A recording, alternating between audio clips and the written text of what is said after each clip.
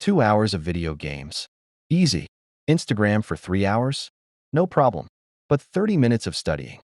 Suddenly you're exhausted. Here's the thing, you're not lazy. Your brain is just wired to avoid hard things. And today, I'm going to show you exactly how to rewire it. In the next 7 minutes, you'll learn what's actually happening inside your brain when you procrastinate, why some people seem effortlessly motivated, and a dead simple method to make hard work feel almost easy. And by the end of this video, you will never look at your phone the same way again. Number 1. The real reason you avoid hard work. So here's a question most people never ask. Why do some people wake up excited to work, to study, to grind, while others can't even open a textbook? Is it willpower? Discipline? Good genetics? None of that. It comes down to one single molecule inside your brain. It's called dopamine. Now, most people think dopamine is the pleasure chemical. Like, you feel good, dopamine spikes. That's actually wrong. Dopamine is the desire chemical. It's what makes you want things. It gives you the drive to get up and do stuff. It is the engine behind every single action you take. No dopamine, you literally don't want to do anything. And I mean that literally. Scientists proved it in one of the most disturbing experiments ever run. The rat experiment. Scientists implanted electrodes into rats' brains. Every time a rat pulled a lever, it got a hit of dopamine directly to its reward center. The result? The rats would not stop pulling the lever.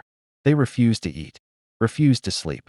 They just kept pressing over and over until they literally collapsed from exhaustion. Then the researchers flipped it. They blocked dopamine completely. And suddenly, the rats had zero motivation. They wouldn't eat even when food was placed directly in their mouths. They had no will to live. Think about that for a second. It wasn't hunger that motivated the rat to find food. It was dopamine. And it's not that different for us. Your brain is constantly running a priority system. It decides what's worth your energy based on one thing: how much dopamine it expects to get from an activity. High expected dopamine. You're motivated. You're focused. You're in. Low expected dopamine. Your brain says, nah, not worth it. And that's exactly why gaming feels effortless. But studying feels like climbing a mountain. But wait, here's where it gets really dark. You're accidentally breaking your brain. Here's the part most people miss. And I need you to really pay attention here.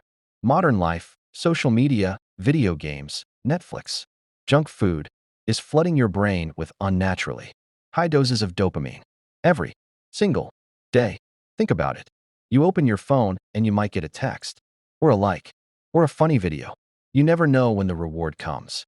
That uncertainty, that random reward, it's the exact same mechanism as a slot machine in Vegas. That's why you can't stop scrolling even when you want to. Your brain has a self-balancing system called homeostasis. When dopamine floods in too often, your brain adapts. It reduces the number of dopamine receptors. It literally makes itself less sensitive to dopamine to compensate. The result? You need more stimulation just to feel normal.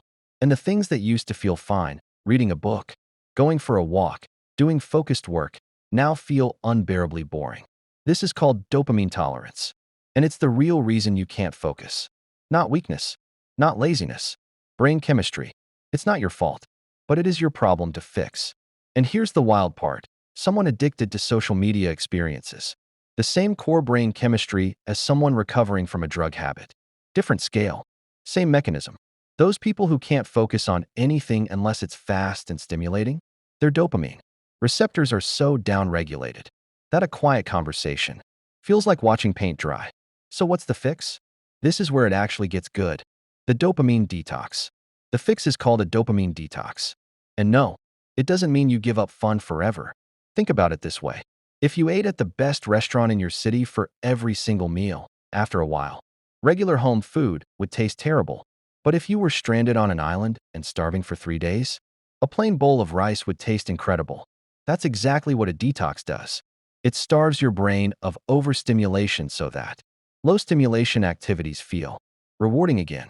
Level 1, the full detox day. Pick one day. No internet, no phone, no music, no junk food, no gaming. Just you, your thoughts, a walk outside, and a notebook. It will feel incredibly boring. That's literally the point. You become so bored. That boring stuff becomes interesting. You'll suddenly feel like reading, like thinking, like writing, because your brain is starved for any stimulation at all.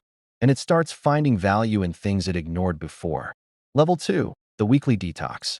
Pick one high dopamine behavior. 1 day per week. It's completely off limits.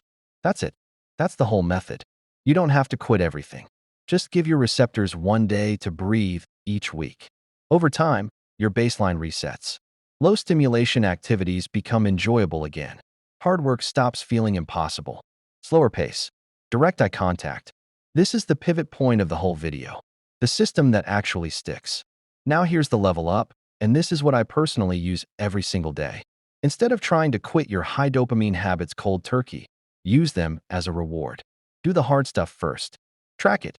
And only after you've hit your goal, then you allow the reward. My personal ratio. 1 hour of hard, low dopamine work equals 15 minutes of high dopamine reward. 8 hours of focused work equals roughly 2 hours of guilt-free fun. Hard work first, reward after. Never the other way around. If you flip that order, if you watch YouTube first and then try to work, it won't work. Your brain is already flooded. The work session will be pure agony. But when you do hard work first, the reward feels earned. Your brain associates the hard work with getting the thing it wants. Over time, it actually starts to crave the work itself.